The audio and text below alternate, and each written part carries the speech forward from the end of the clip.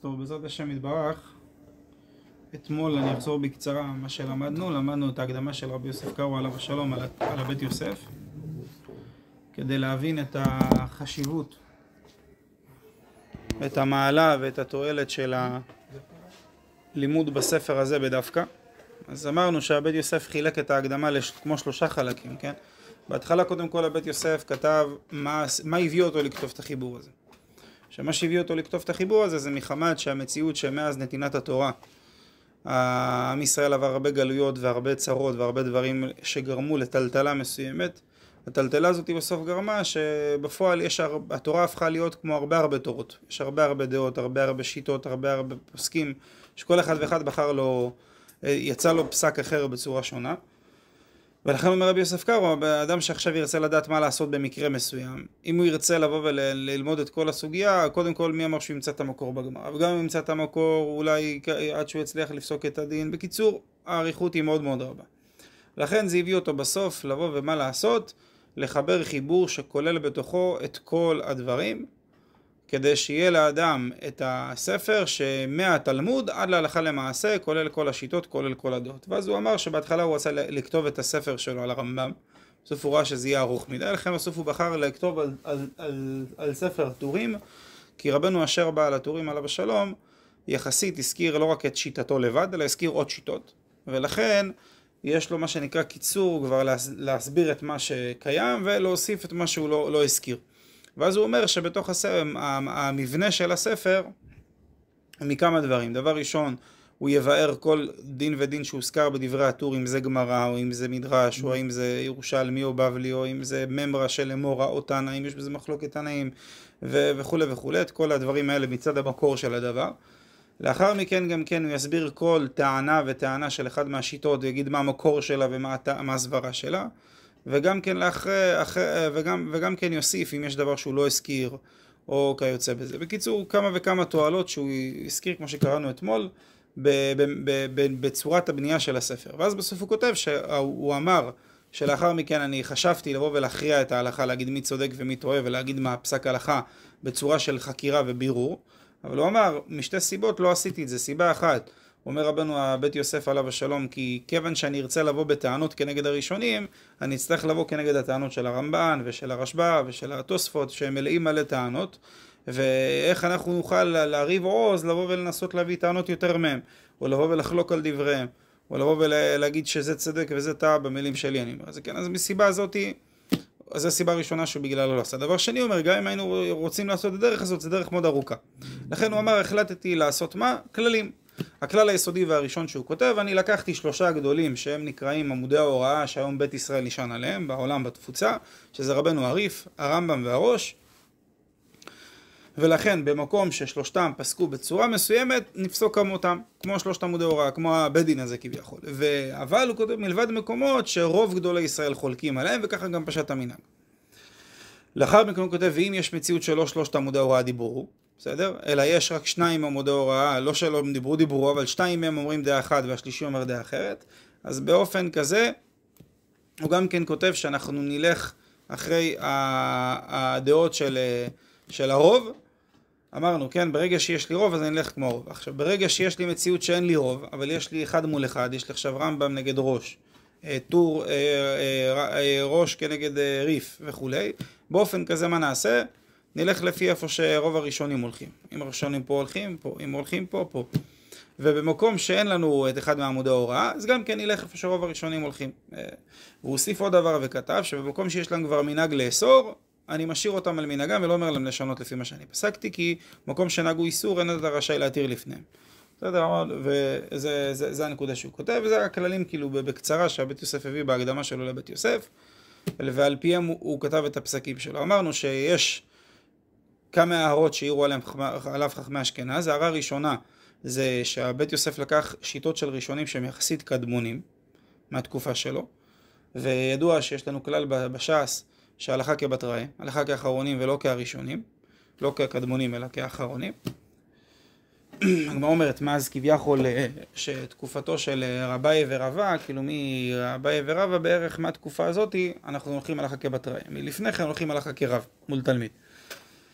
אז לכן אומרים, כיוון שאתה בחרת את האחרונים, את הראשונים יותר, על אדרבה, אנחנו הולכים לפי אלה שבאו לאחר מכן.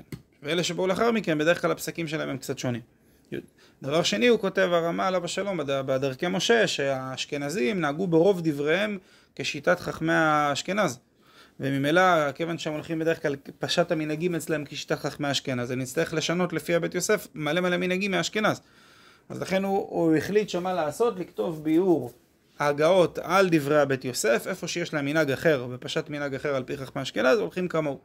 ואמרנו בנוסף שהמהרש"ל עליו השלום מהים של שלמה, הוא בכלל חלק על הבסיס של הטענה של הבית יוסף, והוא טוען, טענה כזאת, הוא אומר, אתה פחדת ואמרת שמי יריב עוז לבוא ולהכריע, אני אכריע. מה אתה אומר, זה דרך ארוכה? אני לא מפחד מהדרך ארוכה, אני אעשה אותה. כאילו הוא לא מסכים איתו בעצם הנקודת הנחה שממנה הוא הגיע למציאות של להכריע על פי כללים. לא רוצה להכריע על פי כללים, להכריע על פי הפסק, בסדר? ככה המהרש"ל כותב, כן. הרבנים שאמרת עכשיו שהם כביכול יש להם השגות שונות, יש אותם גם כאילו בספר? את מי?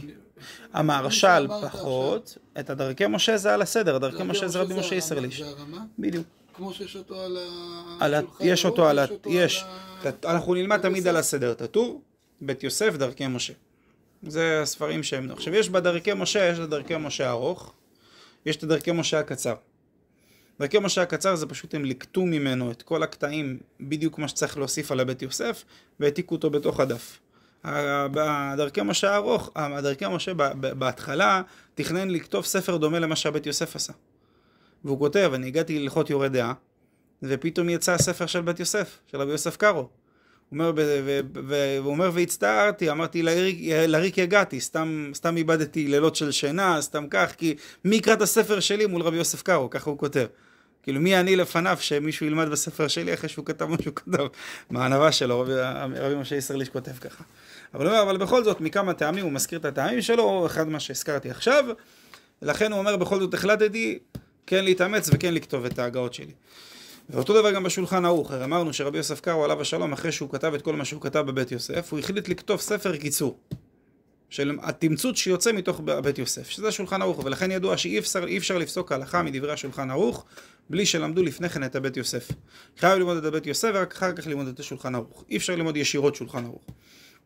אפשר להורות בצורה כזאת. אז הוא כתב את הספר שולחן ערוך. לאחר מכן כתב את פסקי ההלכות. ובא הרמה ומה עשה? כמו שהוא כתב הגאות על הבית יוסף, הוא עשה אותו דבר מה על השולחן ערוך. בגלל זה בדרך כלל תראו בפועל, בשם שקוראים לרמה, יש כאלה שקוראים לו הגאה, יש כאלה שקוראים לו הרב. כאילו האשכנזים בדרך כלל קוראים לו הרב, יש כאלה שקוראים לו המפה.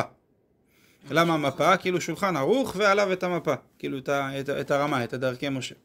בסדר, זה בעיקרון המבנה של הצורה שנכתבה בשולחן ערוך. אנחנו בדרך כלל, כמו שאמרנו, נצמד הרבה בסדר ללמוד משנה ברורה, ועליו את ההגאות של האחרונים.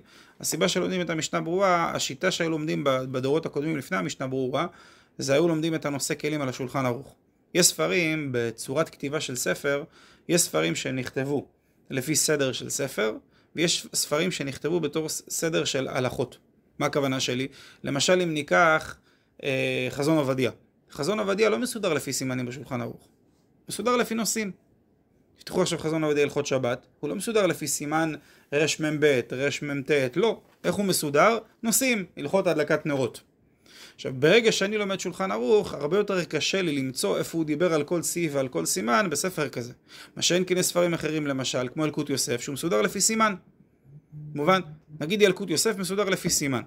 ההלכה ברורה יותר מזה, הוא מסודר לפי סעיף, למשל, בן הרב דוד. אצלו זה לא רק שזה לפי סימן, זה לפי סעיף. לפי כל סעיף יש לו את ההערות שלו. מובן? עכשיו, המשנה ברורה, הוא עשה כמה וכמה דברים בתוך הספר שלו. הוא קודם כל ביאר לנו את השולחן ערוך, ובביאור הזה שהוא ביאר לנו את השולחן ערוך, הוא כלל בתוכו את כל הקודמים אליו. דהיינו בין את הנושא כלים של השולחן ערוך, שזה נגיד באור החיים, זה המגן אברהם, וזה התז, וזה הפרי מגדים, וזה הלבוש, וזה אליה רבה, והמון המון המון... בפירוש שלו?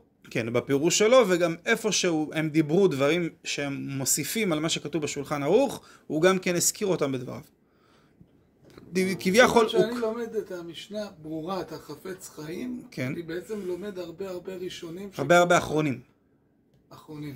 עכשיו, מה הוא גם עשה? הוא יצר סוג של מציאות של הקדמות. הרבה פעמים אתה קורא את השולחן ערוך, מי שלא למד את הבית יוסף, לא יוכל להבין בדיוק את הטעם שלו, ולא יוכל להבין אם זה גמרא, מה זה בדיוק. אז הוא מציין בקצרה את הגמרא, או לפעמים זה מחלוקת ראשונים, את הטעמים של כל שיטה, בקצרה. יש הרבה תועלת בלימוד המשנה ברורה. הוא עשה עבודה עצומה שכל אחד יכול, מה שנקרא, להבין את דברי השולחן ערוך הקשים, להבין אותם בצורה קלה ופשוטה. כביכול, רק בתוך האחרונים, בתוך המעגל הזה שנקרא האחרונים. כמובן שמי שילמד את הטור ואת הבית יוסף ואז ילמד שולחן ערוך, בפועל, ברוב הדברים, הוא לא יצטרך את האחרונים. האחרונים מוסיפים, הם מבארים. מובן?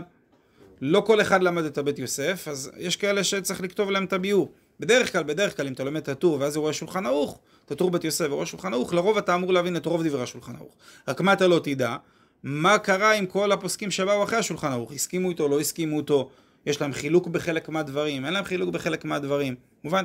אז המשנה ברורה פשוט לקח את כל הספרים שהיו עד תקופתו, וכלל את כולם בתוך הספר שלו. מובן? עכשיו המשנה, כשנלמד ביחד כבר המשנה ברורה, אנחנו נראה שהמבנה של הספר של המשנה ברורה הוא בנוי משלושה ספרים. יש את המשנה ברורה עצמה, שבמשנה ברורה, כמו שאמרנו עכשיו, הוא עושה שלושה דברים. הוא גם מבאר את דברי השולחן ערוך והרמה, מה הם אמרו הם עצמם. הוא מוסיף עליהם עוד פרטי דינים שהאחרונים כתבו, שהם קשורים באופן ישיר לדברי השולחן ערוך. מובן? והוא מוסיף עוד דברים שקשורים לנושא הכללי בתוכו. כאילו שלושה דברים בתוך המשנה ברורה. עכשיו, יש למטה את שער הציון. שער הציון זה במקום לכתוב את כל המקורות של מה שהוא אמר, הוא למטה מציין, הפסק הזה, ממי אמרתי אותו. בקצרה, אם זה מגן אברהם, אם זה תאז, אם זה הסכמת האחרונים, הוא מציין מאיפה, מבטן מי הוא ככה הממרה הזאת. והרבה פעמים גם שם הוא מיישב כל מיני קושיות ותירוצים קטנים שיש. עכשיו, יש נושאים מסוימים שהיה לפני החפץ חיים דיון על הדבר הזה. איך לפסוק בדבר הזה, אז הוא לא רצה להאריך במשנה ברורה, לכן הוא פתח ספר שנקרא ביאור הלכה. בצד יש ביאור הלכה, ששם הוא לוקח נושאים מסוימים שהם קצת יותר נצרך כביכול יותר לפרק אותם ולדון בהם וכו'. אז הוא פתח את הביאור הלכה ושם הוא מבאר נושאים קצת יותר בהרחבה. יש שם לפעמים אפילו ביאורים שהם גם לא נפקמין על ההלכה. רק לבאר איזה מושג או ליישב איך נפסק ככה או איך זה מסתדר וכו'. דברים כאלה לפעמים גם כן יש בדברי המשנה ברורה, בביאור הלכה. בסדר, זה בעיקרון הספר שלא לומדים אותו. רק מה הנקודה? אנחנו כספרדים, יש לנו בעיה. למה יש לנו בעיה? כי יש הרבה מסקנות שהוא כותב אותן בפשיטות, כאילו זה הלכה ברורה שככה הלכה למעשה, אבל מי שיודע לפי כללי הרבני הספרד, פה זה לא דעת מרן השולחן ערוך, אז אנחנו ספרדים נוהגים אחרת. לכן אנחנו לומדים מה שנקרא את חכמי הספרד גם כן. אז יש כמה וכמה ספרי חכמי ספרד, היום פשוט הוציאו על המשנה ברורה כבר את כולם על הספר. כאילו העתיקו פשוט את כל ההערות של האחרונים על המשנה ברורה. וזה מקל, הרבה יותר אפשר לרוץ בלימוד, והרבה יותר אפשר להתקדם בדברים. אני אעצור פה כדי שתעשו ערבית. בסדר? זה, נו, זה הטלפון שלנו. תעצור פה, תעשו ערבית, ותעלו, נמשיך עד שעה 9. בסדר? אנחנו בעזרת השם, לפני שנתחיל את הסימן ישירות בשולחן ערוך, הלכות תפילה זה מסימן פ"ט, מתחיל, מסתיים בסימן קכ"ח, כן? שם אחרי זה הלכות נשיאת כפיים. לאחר מכן, בערך 30 סימנים. אבל לפני שנתחיל את הטור בית יוסף, ראיתי לנכון לעשות פרק אחד ברמב"ם בהלכות תפילה, ששם הוא מסביר בצורה מאוד מאוד קלה ומסודרת, קודם כל על המציאות של הלכות תפילה, מה זה דאורייתא, זה דרבנן, מי תיקן לנו את התפילה, איך הגיע למצב בכלל שיש לנו תפילה, למה שיהיה תפילת 18. אתם מבינים כאילו את כל ההשתלשלות של הדברים, בלי המקורות התלמודיים, פשוט הרמב"ם סידר את זה בצורה מאוד מופתית ובצורה מאוד ברורה, כי ידוע שהרמב"ם עליו השלום כותב בהקדמה לספר שלו, שהמטרה שלו בספר הייתה למה הוא קרא לזה משנה תורה, שאחרי שאתה מסיים את התורה, אתה יכול לעבור ישירות ללמוד את הספר שלו. למה? כי הוא כלל בספר שלו את כל התורה שבעל פה. את כל הש"ס, הוא כלל בפנים, את כל דברי הגאונים, כך הוא כותב בהקדמה, שהוא כלל את כל דברי התורה שבעל פה בתוך הספר שלו. בגלל זה הרמב"ם כתב דברים גם שהם מצויים, גם דברים שהם לא מצויים, דברים של ביאת משיח, הכל הוא כתב. בשונה מהשולחן ערוך, שהוא כתב רק על דברים המצויים, מובן? למשל, בשולחן ערוך אין הלכות בית המקדש. ברמב"ם יש, אתם מבינים?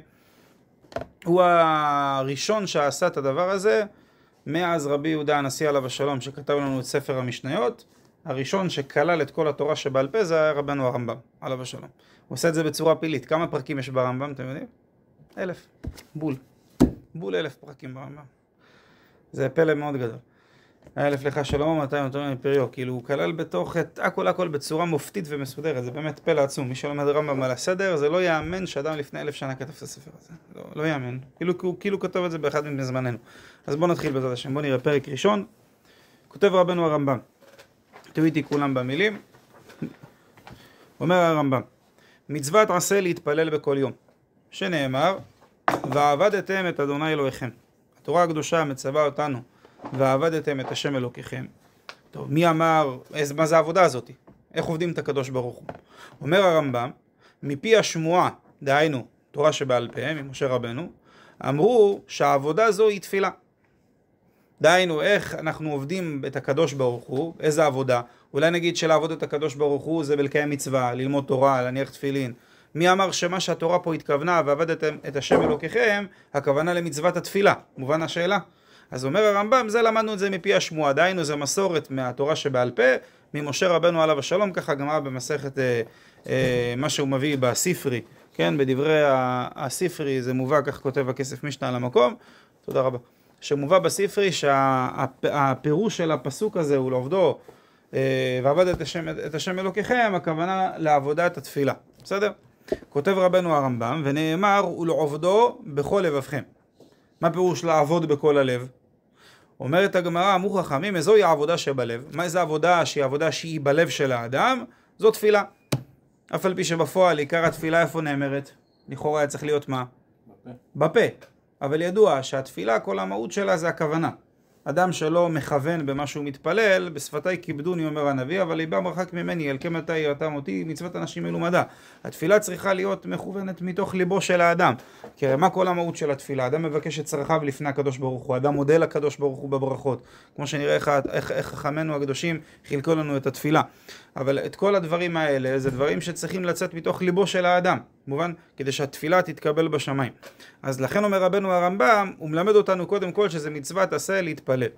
קודם כל יש מצוות עשה להתפלל כל יום. שנאמר, ועבדתם השם אלוקיכם. ומפי השמועה אמרו שהעבודה זו היא תפילה. ונאמר, ולעובדו בכל לבבכם, אמרו חכמים, זוהי העבודה שבלב, זו תפילה.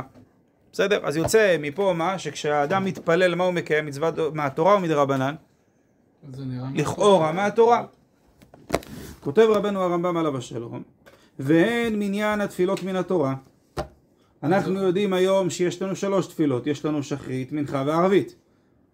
אבל התפילה בכלל היא כן מהתורה. הרמב"ם אומר, התפילה בכלליותה היא מצווה מהתורה. רק מה התורה אמרה, תתפלל. כמה תתפלל? אתה יכול פעם אחת, אתה יכול פעם, יכול גם 10. התורה לא נתנה לנו כמות. מובן?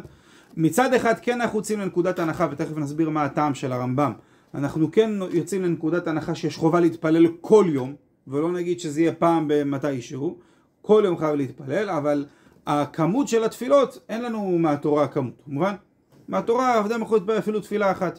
וגם כאילו מה להתפלל גם לא נאמר. איך? גם כאילו התוכן של התפילה. זה מה שהוא ממשיך. ממשיך הרמב"ם וכותב, ולא משנה התפילה הזאת מן התורה. מה פירוש? משנה הנוסח. הצורה שבה אנחנו מבטאים את התפילה היום בזמננו, דהיינו 3 תפילות שאנחנו מתפעלים בתפילת 18, את ה-18 ברכות, הנוסח הזה זה לא נוסח שהוא מהתורה. מובן? מהתורה אני יכול את אותו עיקרון להגיד אותו בשפה שלי. אומר הרמב"ם, ואין לתפילה זמן קבוע מן התורה. אז עוד דבר, גם אין לזה זמן קבוע. אני יכול לעשות אותה בבוקר, אני יכול להתפעל בצהריים, יכול להתפעל בערב, אין לי זמן קבוע. זאת אומרת, 3 דברים שהיום אנחנו מכירים, שיש מניין תפילות, יש נוסח תפילה, ויש זמני תפילות, כל זהו מדרבנן. אז למה הוא סובר שזה שחרית דווקא דאורייתא? אין הבדל, לפי הרמב"ם, אין הבדל. הרמב"ם אין הבדל? אין הבדל. יש מי שאמר שדווקא שחרית דאורייתא, נכון? אין הבדל. בכללי, אין הבדל. אנחנו, לפי הרמב"ם בפשיטות, מצווה תעשה מן התורה להתפלל. התפילה צריך להתפלל כל יום. עכשיו, איפה אני צריך להתפלל? איזה שעה? איזה נוסח? כמה פעמים? זה לא מהתורה, זה מדברי חכמים. מובן לפי הרמב"ם? בוא נקרא ברצף את הרמב"ם, אחרי זה נבהר אותו קצת יותר. מובן ההלכה הזאת? ממשיך הרמב"ם וכותב, ולפיכך נשים ועבדים חייבים בתפילה. לפי שהיא מצוות עשה שלא הזמן גרמה. הרי ידוע שהגמרא במסכת קידושין אומרת, כלל יסודי בדיני תפילה, בדיני מצווה של אישה, יש מצוות שהזמן גורם אותם ויש מצוות שהזמן לא גורם אותם. מה ההבדל? מה ההגדרה של מצווה שהזמן גרמה? שרון? שהיא קורית, תלויה באמת... היא תלויה בזמן מסוים. מכאן עד כאן אתה יכול לקיים אותה. עבר הזמן הזה אתה כבר לא יכול לקיים. מצווה שמתוחמת בזמנים, נשים פטורות מהם. מובן? מצווה שהיא לא מתוחמת בזמן, נשים חייבות בהם. בלא תעשה זה לא אותו דבר. בלא תעשה במצוות של איסור, גם אם זה תלוי בזמן. למשל, קחו למשל איסור של אכילת חמץ. סתם לדוגמה, כן? ברעיון. אבל עשה של שבת לדוגמה. עשה של שבת, שם חכמינו לימדו אותנו שכיוון שכתוב זכור ושמור ודיבור אחד נאמרו, מי שישנו בשמירה, שזה לא תעשה, ישנו גם בזכירה. יש שם לימוד מיוחד. אבל מהקש הזה, כאילו... בדיוק, כאילו אם לא היה, בדיוק, שבת יוצא דופן, אם לא היה את הלימוד המיוחד הזה, באמת היה יוצא שאישה לא הייתה חייבת לו בקידוש, וכל הדברים האלה, היא לא הייתה חייבת בהם. בסדר? אז אומר הרמב"ם, אם תפילה הייתה מהתורה בזמן מסוים, רק בבוקר, מובן? רק בלילה, רק בצהריים, יש לזה זמנים מתוחמים, אז היה יוצא שאישה מצד הדין הייתה חייבת או לא חייבת? לא הייתה חייבת בזה. בגלל אומר רבנו הרמב"ם שהמצווה מהתורה של תפילה אין לה תחום שתוחם אותה, כל הזמן אפשר להתפלל בכל שעה שתרצה, בכל זמן שתרצה, אתה יכול לקיים את המצווה הזאת, היא לא מוגבלת בזמן, לכן נשים באמת מה? מחויבות במצוות תפילה. בסדר? לפיכך נשים ועבדים, כי עבדים יש להם דין כמו של נשים. פה הוא מדבר לגבי עבדים עבריים, כן? עבד עברי. עבד כנעני, מחילה. עבד עברי הוא ישראל לכל דבר. עבד כנעני, מחילה. עבד כנעני, אז בתקופת חז"ל היה עבד כנעני. עבד כנעני אז חייב במצוות? כן, כמו אישה. עבד כנעני חייב במצוות כמו אישה. לא, אבל הוא עובר חצי תהליך גיור. הוא עובר ברית מילה לשם עבדות. אדם שהוא עבד, הוא חייב במצוות כמו אישה. בסדר? בגלל זה שאנחנו בבוקר מתפעלים, אנחנו משבחים את הקדוש ברוך הוא בברכות השחר בשלושה שבחים. מה שלושה שבחים? שלא עשני גוי, שלא עשני עבד ושלא עשני אישה. זאת אומרת שלא עשני גוי שהוא לא חייב במצוות בכלל וגם אין לו ייחוס, אין לו שום קשר ליהודי. ושלא עשני עבד זה שמה מצד אחד אין לו ייחוס יהודי, אבל מצד שני הוא כן חייב חלק מהמצוות, יותר טוב מגוי. ושלא עשני אישה זה כבר כשיותר מזה. היא כבר חלק מעם ישראל, אבל עדיין היא לא חייבת בכל המצוות, כאילו. אז כל המקומות שהגמרא, המשנה אומרת, נשים, עבדים וכו'. אז זה עבד כנעני. כל הפעמים האלה, עבדים זה עבד כנעני. כן, עבד כנעני. עבד עברי, יהודי לכל דבר. הוא חי בכל המצוות בהכל. רק התורה היא תראה לו דבר אחד, זה להיות עם שפחה, עם גויה. עם השפחה, לא כוסטוגול גויה, דווקא עם השפחה של האדון שלו, כי ככה הוא עובד את האדון שלו. כתוב שהוא צריך לעבוד את האדון שלו, אז הוא עובד ביום, בעבודה. הוולדות הם כמוה, עבדים. הרי רבי טרפון רצה ככה להתיר הממזרים. הוא אמר, אדם ימכר לעבד, ממזר, ואז הוא יהיה עם ואם הבעלים ישחרר אותו, יהיה ישראל רגיל. את הילד? כן, כי אם הוא עבד, אז הוא לא ממזר. ככה הוא רצה למצוא תקנה לממזרים, רבי טרפון. כי למה? הממזרות עוברת... כי היהדות מתייחסת כלפי האמא. הייחוס כלפי האבא. אז ברגע שהוא כבר כמו גוי, עבד, שכביכול, אז ממילא אני כבר לא מתייחס לצורת ייחוס שלו. לא, זה הטענה שלו. בלי התיקון הזה, ממזר הוא כאילו נמשך מדור לדור, הוא כאילו הפיסול שלו. כן, אין לו תקנה. מדור לדור. אין תקנה לממזר. אין תקנה לממזר. בסדר? אז בוא נמשיך. אומר רבנו הרמב"ם עליו השלום, ולפיכך נשים ועבדים. היום יש עבד כנעני או לא? לא. למה לא? אין להם בית דין גם. איך הוא יכול להיות מאחר גם? עבד כנעני באמת הוא לא תלוי בזמן. הוא לא תלוי בבית המקדש. זה לא כמו עבד עברי. עבד עברי לא קיים היום כי עבד עברי משתחרר ביובל, משתחרר בכך. אין לנו היום את המצוות יובל כי זה תלוי בזמן. תלוי בזה שכל עם ישראל מיושבים על אדמתם. אבל עבד כנעני באמת היה אמור להיות אפשרי. רק הסיבה היא אחרת, זה מחמת העניין של התגרות האומות.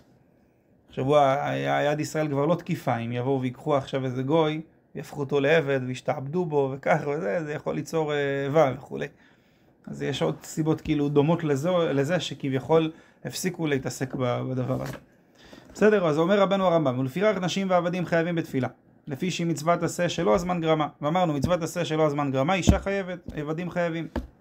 אלא חיוב מצווה זו אומר הרמב"ם כך הוא, שיהיה אדם מתפלל ומתחנן בכל יום הוא מגיד שבחו של הקדוש ברוך הוא, ואחר כך שואל צרכיו, שהוא צריך להן בבקשה ובתחינה, ואחר כך נותן שבח והודיה לאדוני על הטובה אשר השפיע עלו כל אחד ואחד כפי כוחו. שימו לב, הרמב"ם כותב את הבסיס שעליו מושתת כל תפילת 18.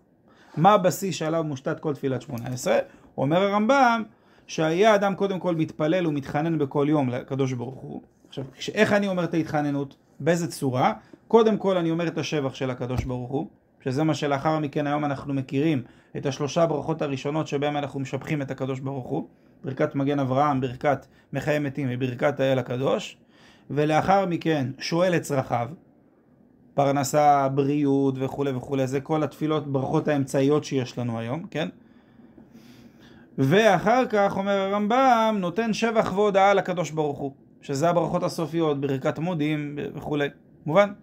הבסיס הזה זה בסיס שאנחנו מחויבים בו מהתורה, על הבסיס הזה לפי הרמב"ם. על השלושה דברים הללו, כמו שאנחנו נראה את המקורות אם נספיק היום. בסדר? אומר רבנו הרמב"ם עליו השלום, זה הבסיס של התפילה. ממשיך הרמב"ם וכותב, מובן? אם יש משהו להסביר תגידו, תשאלו, אני רוצה שישאלו. אומר הרמב"ם, אם היה רגיל, מרבה בתחינה ובקשה. ואם היה ערל שפתיים, דהיינו לא יודע כל כך לבטאות את המילים כמו שצריך, מדבר כפי יכולתו, ובכל עת שירצה. וכן מניין התפילות כל אחד ואחד כפי יכולתו. יש מתפלל פעם אחת ביום, ויש שמתפלל פעמים הרבה. בסדר? שימו לב, כל זה היה מהתורה. זאת אומרת, מהתורה, מה היה המציאות? כל אחד היה מתפלל, בתוך התפילה שלו היה מחלק את התפילה לשלושה חלקים, גם אומר שבח של הקדוש ברוך הוא, מבקש ומודה, והוא היה עושה את זה כל אחד לפי הצורה. אם אדם היה יודע לדבר בשפה נאותה ונוחה ויודע לדבר בצורה צחה, הוא היה מרבה בתפילה, בנוסח שלו, איך שהוא מתבטא. ודבר שני, גם בכמויות. יש אחד אחד, יש אחד הרבה פעמים. בסדר, עלי פה מובן? המשיך רבנו הרמב"ם וכותב, והכל היו מתפללים נוכח המקדש, בכל מקום שיהיה. זה עוד דבר שהוא כבר נלמד מהפסוקים. כמו שהספרי שם מסביר, בבית יוסף מביא, הכסף משנה מביא את זה למקום.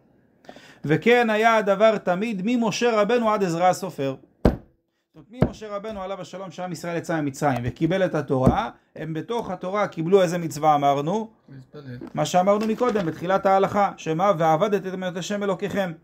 ומשה רבנו לימד אותם שאיך צריך לעבוד את הקדוש ברוך הוא? להתפלל. בתפילה.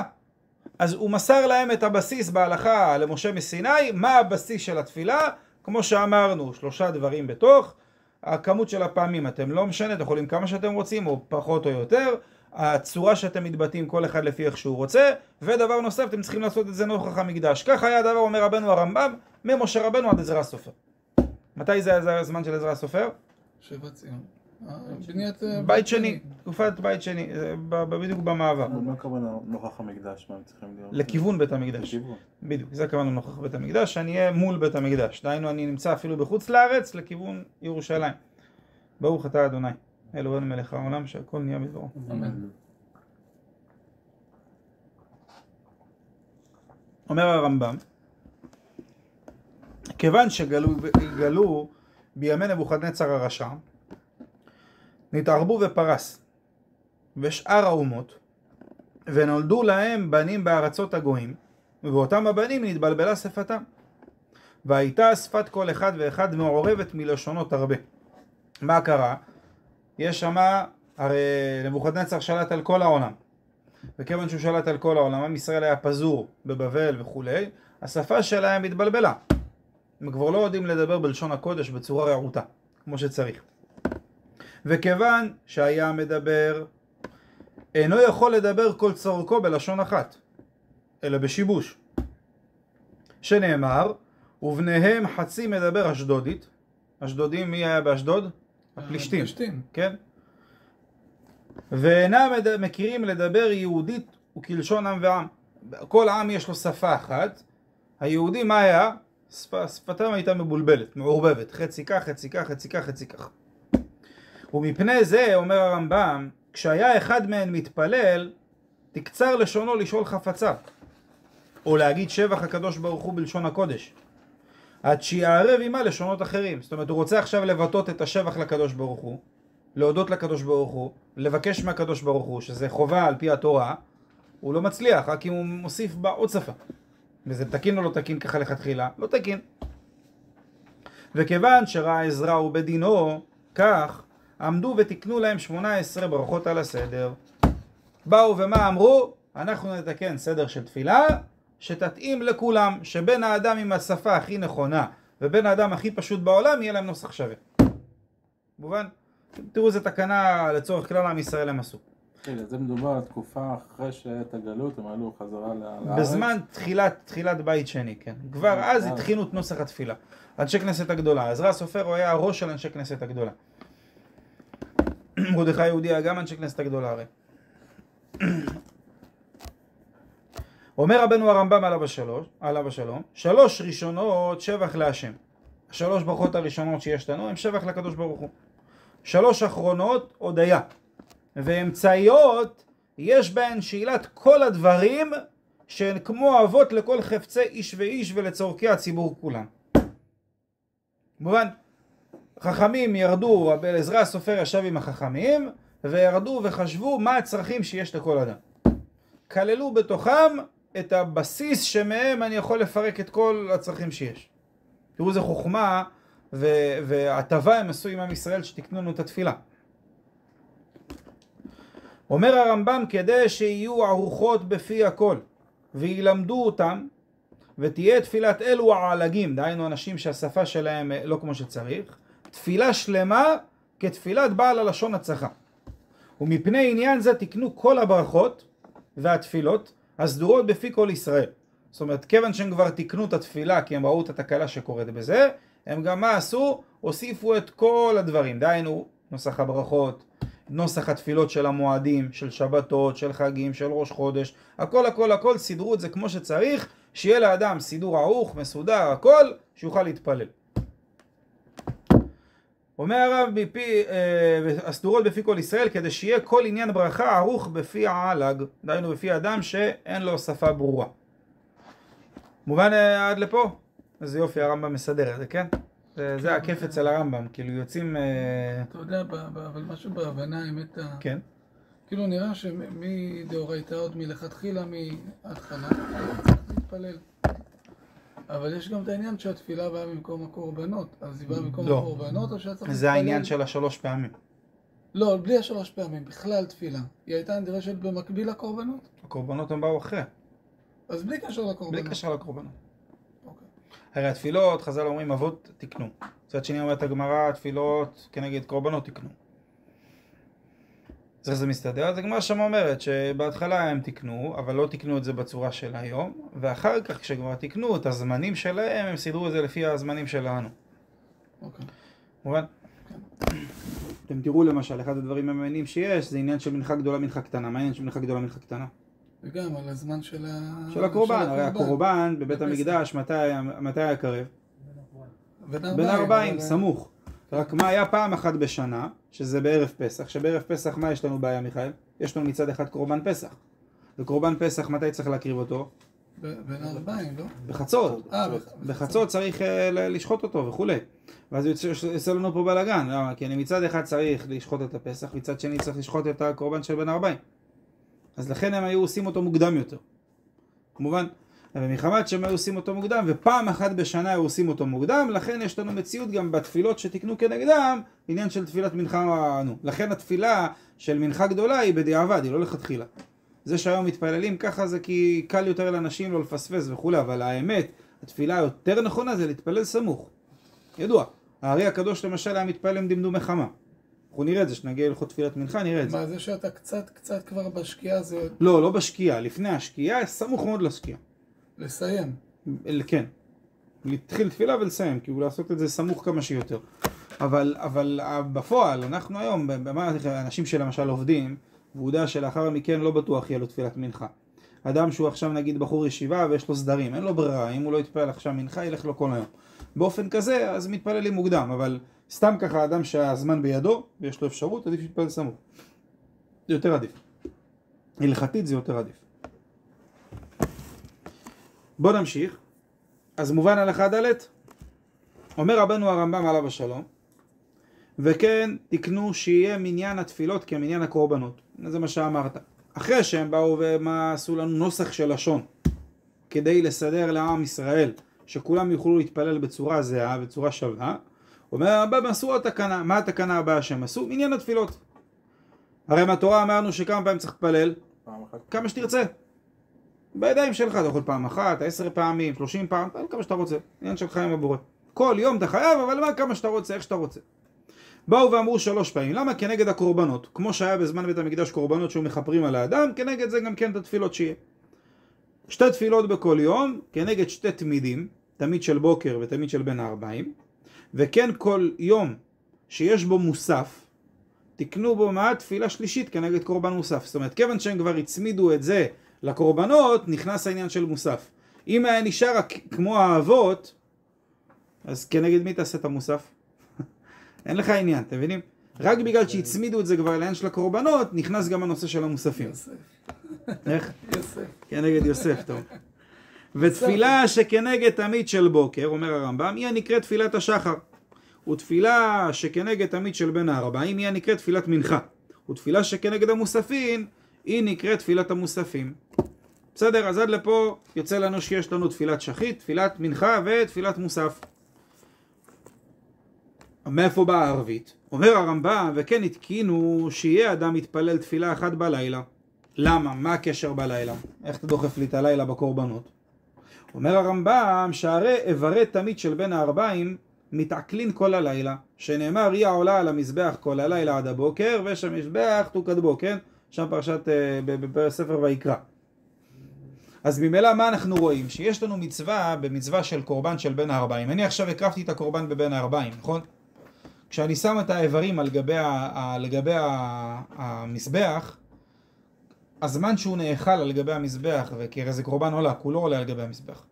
זה לא כמו קורבן שלמים, שהבשר וכולי הולך לבעלים, ורק חלקים מהבהמה עולים על המזבח. פה כל הקורבן עולה על המזבח. עכשיו עושים את זה סמוך להשקיעה. מתי כל התהליך שלו קורה? בלילה כבר, שיוצץ את הכוכבים. אז בגלל שזה בלילה, מובן, בגלל שזה קורה בלילה, לכן בזמן הזה עשו כנגד תפילה שהיא רשות. למה רשות? כי יש פעמים שיכול להיות שזה לא יהיה. מובן, לא יישאר יותר מדי איברים ובדרים, כי זה יספיק להישרף. נגיד אם היה רק קורבן קצת וכו'. אז לכן זה בגדר של רשות, כי פעמים כן, פעמים לא.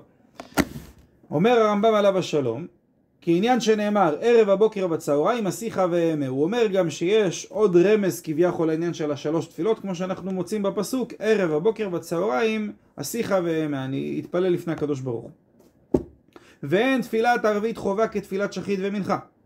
למה? כמו שאמרנו מקודם, כי זה לא חלק מהקורבן, זה רק מה שנשאר הקורבן. מובן, אני שם את הקורבן בזמן, קיימתי מצוות הקורבן. רק מה? יש מצווה שהם יהיו כל הלילה עד שהם ישרפו. אני לא מוריד אותם לפני, אבל זה חלק מהקורבן של מנחה בכלל. מובן? זה המשך של המנחה, הערבית כביכול. לכן היא לא חובה, היא רשות. ואף על פי כן, נהגו כל ישראל בכל מקומות מושבותיהם להתפלל ערבית, וקיבלו עליהם כתפילת חובה. אף על פי שהם באמת כתפילת ערבית רשות, באו עם ישראל ומה עשו? אמרו אנחנו מקבלים עלינו כמו חובה. בסדר? בגלל זה היום אדם לא יכול להגיד אני לא רוצה להתפלל ערבית.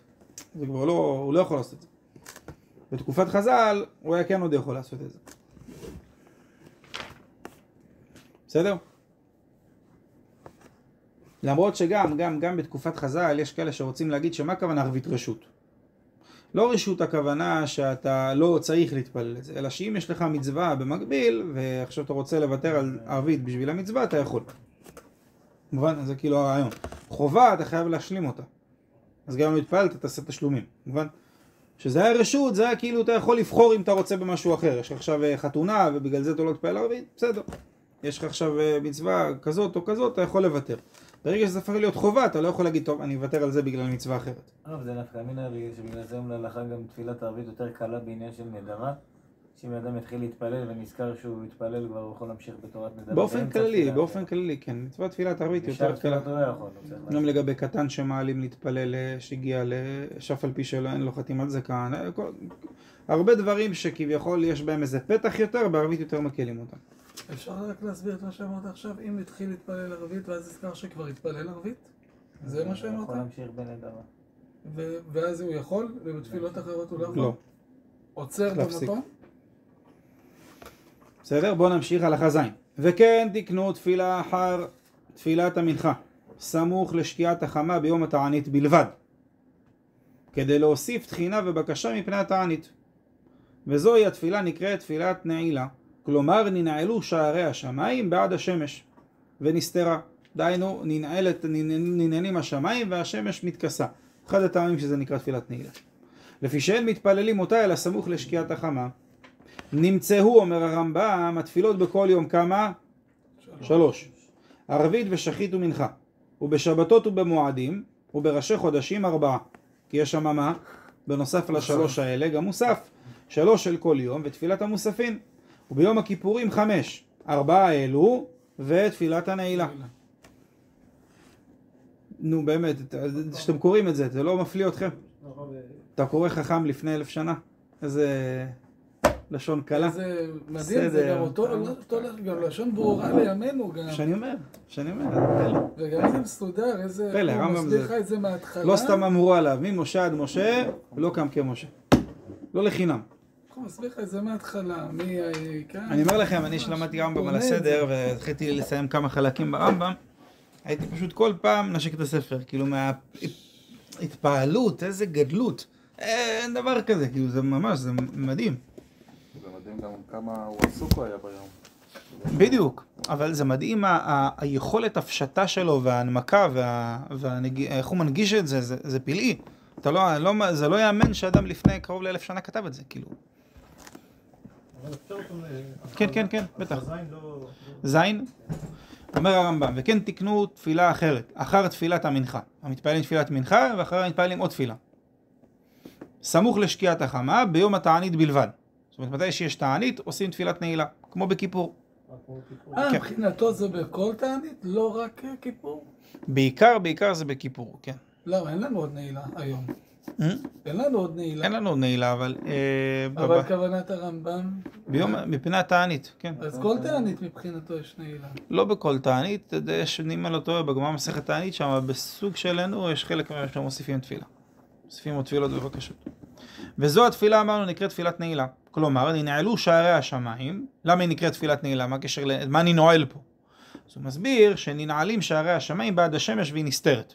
דהיינו שכבר יש שקיעת החמה, אז ממילא מתכסה כביכול השמש וננעל השמיים בפניה, שכבר לא רואים אותה.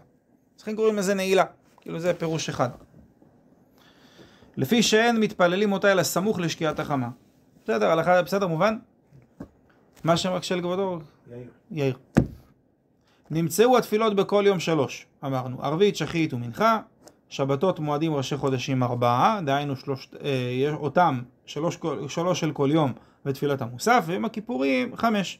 4 אלו, דהיינו 3 תפילות ותפילת מוסף, ובנוסף תפילת הנעילה. אומר רבנו הרמב"ם בהלכה ט'. פה זה מחלוקת ישנו, אבל בסדר, לא ניכנס עכשיו לרב, אז אמרתי נריץ קודם כל את הלשון של הרמב"ם. אומר רבנו הרמב"ם עליו השלום בהלכה ט'. תפילות אלו אין פוחתין מהם, אבל מוסיפין עליהם אם רצה. אדם שיתפלל כל היום הרשות בידו. כיוון שמהתורה אדם יכול, יש מניין לתפילות או לא? אין מניין. הבסיס צריך להיות 3, כנגד הקורבנות. בסדר? אבל אם אתה רוצה להוסיף, אני רוצה להתפעל עוד, יכול או לא יכול, אומר רמב"ם, אתה יכול. על פי הרמב"ם, נטו רמב"ם, שהוא אומר מותר להתפלל, זה מותר להתפלל תפילת 18? כן. בנוסח? כן, רמב"ם נקי? תכף נראה. וכל אותן התפילות שיוסיף כמו מקריב נדבות, כי כיוון שזה קשור לדין של, אמרנו, קורבנות, יש קורבן נדבה. אני רוצה להתנדב קורבן. לפיכך צריך שיחדש דבר בתפילה בכל ברכה וברכה מן האמצעיות מן הברכה. זאת אומרת, שימו לב, אם אתה רוצה להתפלל תפילה, להתנדב נדבה, אומר הרמב"ם, יש לך תנאי מסוים. מה התנאי? יש את הברכות האמצעיות, אתה צריך להוסיף בהם משהו. בכל אחד מהם. נגיד בברכנו, משהו על הפרנסה, להוסיף קצת נוסח על פרנסה. ברפאנו, להוסיף משהו ברפואה. בכל אחד להוסיף משהו. בגאולה, משהו על גאולה. כל אחד מהם תוסיף. ואם חידש אפילו בברכה אחת, דיו. גם אם לא עשית את זה בכל ברכה, לכתחילה תעשה בכל הברכות. בדיעבד אומר הרמב"ם, גם אם חידשת רק בברכה אחת, נגיד רק בברכנו, גם יצאת ידי חובה. למה? כדי להודיע שהיא נדבה, לא חובה. כאילו אני עושה כמו עיקר מסוים שזה לא החובה, כי בחובה אני לא משנה מהלשון שחכמים קבעו לי. פה שאני מוסיף משהו, אני עושה סוג של הוכחה במעשה, שאני מתבטא בצורה נוספת, שזה נדבה ולא קורבן חובה. מובן הרעיון? בשלוש ראשונות ושלוש אחרונות, לעולם אין מוסיפין בהן, ולא פוחתין מהן, ואין משנין בהם דבר. בסדר? בשלוש הראשונות והאחרונות לא משנים שום דבר. למרות שהיום בזמננו כן יש לנו הוספה מסוימת במה? בימים נוראים. זוכרנו לחיים, לחפץ בחיים. שם אבל מה שאמרו שבגלל שיש... זה בראשונות, נכון? זה בראשונות. אז יש תוספות ששואל את זה. תוספות שואל, הרי ידוע שאין שואלים בראשונות וכולי. אז התוספות כותבים שבגלל שזה צורכי רבים וזה זמן שהוא כביכול, שקודש הוא דן את העולם וכולי, וזה לצורך רבים, כן הסכימו להכניס את זה. כביכול בתוך התפילה. הלכת את מובנת? בסדר? ממשיך רבנו הרמב"ם וכותב בהלכה י' אין הציבור מתפללים תפילת נדבה. נפקא מינה, עכשיו אני אמרתי לך שאם אתה רוצה אתה יכול מה? להתפלל 10 פעמים תפילת עמידה. ויכול גם בציבור לעשות את זה? לא. למה? לפי שאין הציבור מביאים קורבן נדבה. זה רק תפילת יחיד. ולא יתפלל אפילו יחיד, מוסף 2, אחת חובת היום ואחת נדבה. למה? לפי שאין מתנדבים קורבן מוסף. אתה מבינים מה הוא אומר? כל מה שאמרתי לך גם בתור יחיד שאתה יכול להתפלל כמה תפילות, זה דווקא מה? את התפילה של שחית, של מנחה, ערבית, אבל לא, לעשות עכשיו כמה מוספים, אתה לא יכול לעשות כמה מוספים. למה? כי קורבן מוסף לא בא בנדבה. ויש מן הגאונים, מי שהוראה, שאסור להתפלל תפילת נדבה בשבתות וימים טובים. לפי שאין מקריבין בהן נדבה, אלא חובת היום בלבד. זה נפקא מינה שבשבת אין נדבה. אז בשבת אתה לא יכול להתפלל כמה שאתה רוצה. חייב תפילה אחת. מובן מה הרמב"ם אומר? אני לא אכנס לרב"ד, אמרנו, אני רק עוד הלכה אחת בפרק שני, ובעיקרון, בהמשך זה כבר יותר מדי אריכות, אני לא אכנס איתכם אליה. אולי נעשה גם את ב' וג' בשביל הרעיון שתדעו את זה. ממש הרמב"ם פה עושה סדר על הכל, תפילת שבת, תפילת יום כיפור, את כל הנוסחים, אבל פחות נפקא מינה לנו, כי אנחנו מתעסקים יותר בתפילת 18, אז אני לא רוצה להיכנס לזה, אבל... אומר רבנו הרמב"ם, בימי רבן גמליאל, רבו המינים בישראל, והיו מצרין לישראל ומסיתין אותם לשוב מאחרי השם. וכיוון שראה שזו גדולה מכל צורכי בני אדם, יותר חשוב מהפרנסה, יותר חשוב מהבריאות, יותר חשוב מהכל, בא עמד ומה עשה? עמד הוא בדינו והתקין ברכה אחת, שתהיה בשאלה מלפני השם לאבד המינים, וקבע אותה בתפילה כדי שתהיה ערוכה בפי הכל. ונמצאו הברכות שבתפילה 19 ברכות. אנחנו נתפלל תפילת 18, אבל באמת זה 19. רק מה אנחנו, האנשי כנסת הגדולה תקנו 18 ברכות. רבן גמליאל מחמד שהוא ראה את הצורך הגדול שבדבר, הוסיף עוד תפילה. עוד תפילה, עוד ברכה בתוך התפילה. בסדר?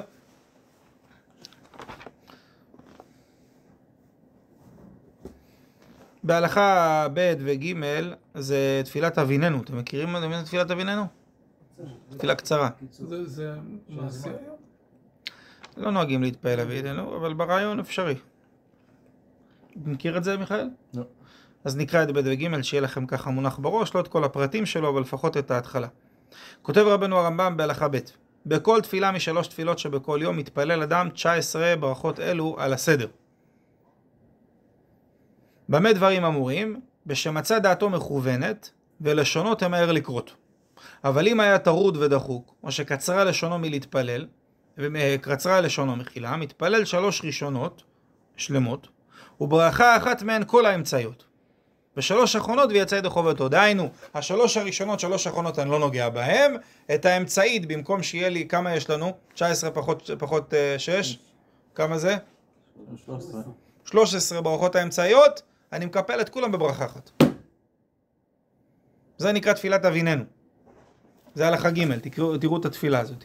וזוהי הברכה שתקנו מהן כל האמצעיות. אביננו אדוני אלוהינו לדעת דרכיך, ומול את לבבנו ליראתך, לסולח יהיה לנו, להיות גאולים, רחקנו ממחוב, דהיינו רפאנו, ודשננו ושכננו בנאות ארצך, דהיינו ברכנו, ונפוצים מהרבה תקבץ, מקבץ את חמו ישראל, והטועים בדעתך תשפוט, כן, ועל הרשעים תניף ידיך, וישמחו צדיקים בבניין עירך ובתיקון היכלך ובהצמחת קרן לדוד עבדך, ובעריכת נר לבן ישי משיחך. טרם נקרא ואתה תענה, טרם תדבר אתה תשמע, טרם נדבר מחילה אתה תשמע, כי אתה הוא עונה בכל עת, צרה, פודה ומציל מכל צוקה, ברוך אתה השם שומע התפילה. זה תפילת אביננו. יש סידורים שזה מופיע בהם? יש סידורים שזה מופיע לא. בהם? אף פעם לא התקלתי. בגלל שהיום מתפללים מתוך סידור, אז גם אדם שהוא טרוד, גם אדם שהוא קצת תהנו, הוא לא יתבלבל. הם מתפללים בעל פה. אז ממילא הוא טרוד עכשיו, לא יכול לזכור את כל הברכות, את כל הזה, אז זה כך תפילה קצרה. אבל כמו שהוא ממשיך, שיש פעמים שאי אפשר להתפלל אביננו, נגיד בימות החורף, כי אתה צריך לעשות שם את העניין של ברכת השענים, לברך את הברכה שלנו, ושבתות למשל, כי אי אפשר להתפלל, כי צריך להגיד הבדלה בכונן הדעת, יש כל מיני הוספות, אתה צריך לשנות את הנוסח. אז במקומות כאלה לא נתנו את האפשרות הזאת. בסדר? זה בעיקרון הרמב"ם, פרק א', אמרנו, וחלק מההלכות הראשונות של פרק ב', ובו הוא מסדר לנו, אמרתי עוד הפעם, את הבסיס של תפילת יום חול. ההמשך של הרמב"ם זה תפילת שבת, תפילת יום הכיפורים, תפילת ראש השנה, הכל. הוא מסביר ממש את כל הענו, ואז רק אחר כך הוא מתחיל את ההלכות הרמב"ם.